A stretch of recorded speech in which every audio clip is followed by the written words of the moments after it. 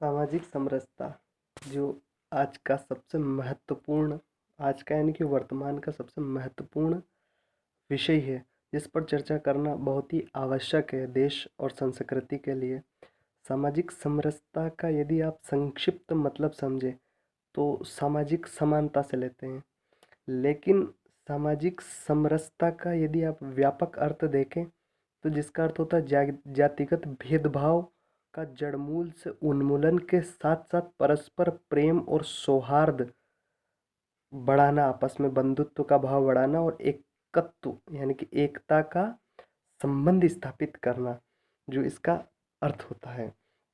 अब मैं आपको संक्षिप्त में ही समझा देता हूँ सामाजिक समरसता क्या होती है, जो देश के लिए इतनी आवश्यक क्यों है वर्तमान में। जो मैंने अभी आपको परिभाषा से समझा है, इसमें इस भाव में निहित है कि हमारे देश में जातिगत भेदभाव बहुत ज़्यादा मात्रा में होता है।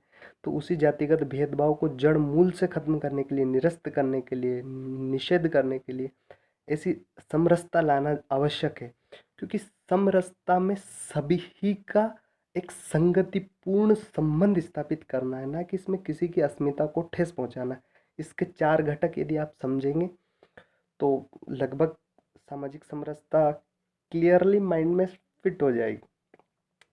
तो पहला सामाजिक समरसता का जो घटक है वो है कि यह एक आंदोलन है। अब आपको मैं बताऊं कि सामाजिक समरसता आंदोलन कैसे है। तो जब समाज में विभेदीकरण की प्रक्रिया शुरू हुई थी, समाज में जब जातियों का निर्माण हुआ था, जब जातियाँ जन्म के आधार पर बनी थी, जब जन्म के आधार पर हो गई थी, तो महात्मा बुद्ध, महावीर, गुरु नानक, कबीरदास जी जैसे कई आंदोलनकारियों ने एक सामाजिक समरसता की बात करी कि हम सब एक हैं। जब हर एक वस्तु में ईश्वर की विद्यमानता को हम स्वीकार करते हैं, तो हम क्यों फिर हर व्यक्ति को एक समान दर्जा सामाजिक आधार पर नहीं देते हैं। दूसरा घटक होता है, संक्षिप्त में बताया, आप समझ चुके होंगे कि एक आंदोलन कैसे, क्योंकि ये एक आंदोलन बन चुका था। उन लोगों ने जो अपने विचारों को प्रकट किया, लोगों ने उनका साथ दिया। दूसरे जो इसका घटक है, दूसरा घटक है इसका हिंदू संस्कृति का अद्वैतवाद। समझने का मतलब, वो अद्वैतवाद मैंने सोचा आप सुना होगा आपने, लेकिन फिर भी मैं क्लियरली कर देता हूँ। मैं सोच रहा था इसका कोई सरल शब्द बता दूँ, लेकिन अद्वैतवाद ही सरल शब्द है क्या। अद्वैत का वाद का मतलब है कोई दो नहीं है, हम सब एक है, यानी कि ईश्वर और जगत एक है। ईश्वर ने पूरे जगत को बनाया है और ईश्वर और जगत दोनों एक है। तो जब ईश्वर जगत एक है, तो इस जगत में रहने वाला हर एक वस्तु, हर एक पदार्थ, हर एक जीव एक क्यों नहीं। जब शंकराचार्य जी बात करते हैं एक एकत्व की, एकात्मता का साक्षात्कार की, तो जब एकात्मता का साक्षात्कार की एक तरफ बात हो रही है, वो दूसरी तरफ भेदभावपूर्ण संस्कृति का निर्माण की बात हो रही, तो ये तो double standard talking said that हो गई ना, डबल स्टैंडर्ड बात हो गई। दोहरे मापदंड नहीं अपनाए। जब धूल में ईश्वर है, तो ईश्वर की मूर्ति से उस धूल को कपड़े से क्यों साफ किया जा रहा है। उस धूल में भी तो ईश्वर है। जब मंदिर की ईंटों में, दीवारों में ईश्वर है, उस व्यक्ति में ईश्वर है, तो उसको मंदिर में क्यों नहीं जाने दिया जा रहा। ऐसा अद्वैतवाद कहता। तो ये सामाजिक समरसता का महत्वपूर्ण घटक। तीसरा जो है, तीसरा इसका पार्ट है, वो है कि ये जो सामाजिक समरसता है, ये एक विचार भी है और ये एक संस्कार भी। तो तीसरा क्या है, विचार और संस्कार का।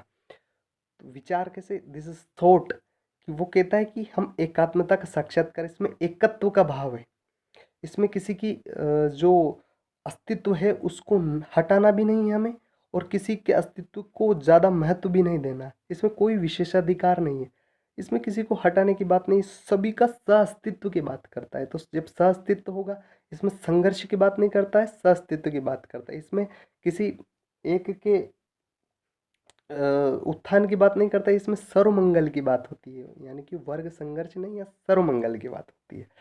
तो ये एक विचार है, थॉट, क्योंकि जब संघर्ष नहीं करेंगे, जब प्रतिस्पर्धा नहीं होगी, तो ये एक विचार ही तो रोक के रखेगा इस चीज को।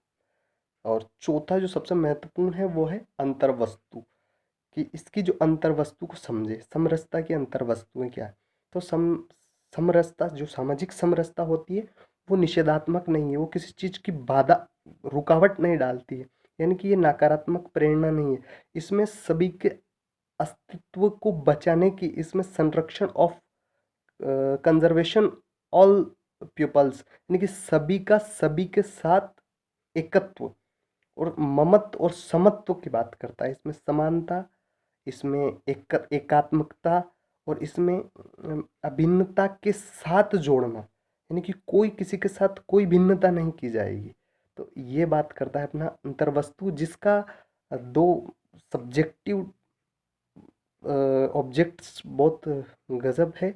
उसमें पहला है कि इसमें अस्मिता और पहचान की जो प्रश्न चिन्ह लगा होता है ना, कि मैं तो इस जाति का हूँ, मैं तो इस धर्म का हूँ, मैं कैसे ऐसा गलत काम कर सकता हूँ, इसमें वो मिट जाएगा। फिर मैं कैसे ये सही काम कर सकता हूँ, मैं कैसे इन लोगों को अंदर आने दे सकता हूँ। क्योंकि जब सब एक हो जाएंगे तो फिर हमारा अलग से अस्तित्व बनाने की आवश्यकता क्या है?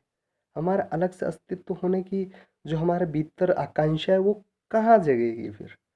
और जो उसी के अंदर एक बात हो रही है कि जब सअस्तित्व की बात करते हैं तो हमें हमारा जो अस्तित्व है, उसको खत्म भी नहीं करना है।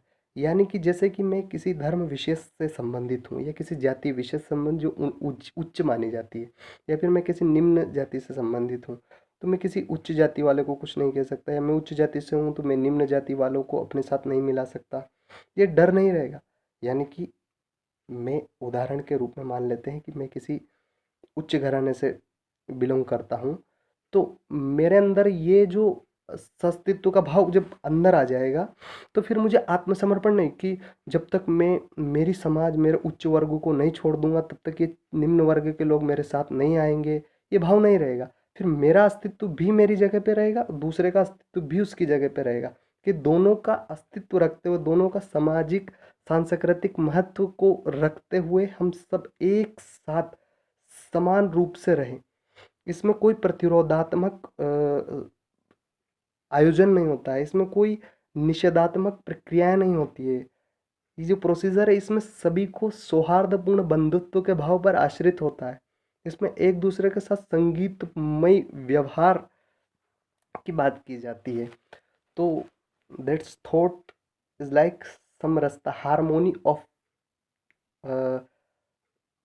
sociology. The social elements is like controversy, the end. विवादों का खात्मा। समरसता जो होती है वो सस्तित्व और स्व प्रेरणा को बढ़ाती है।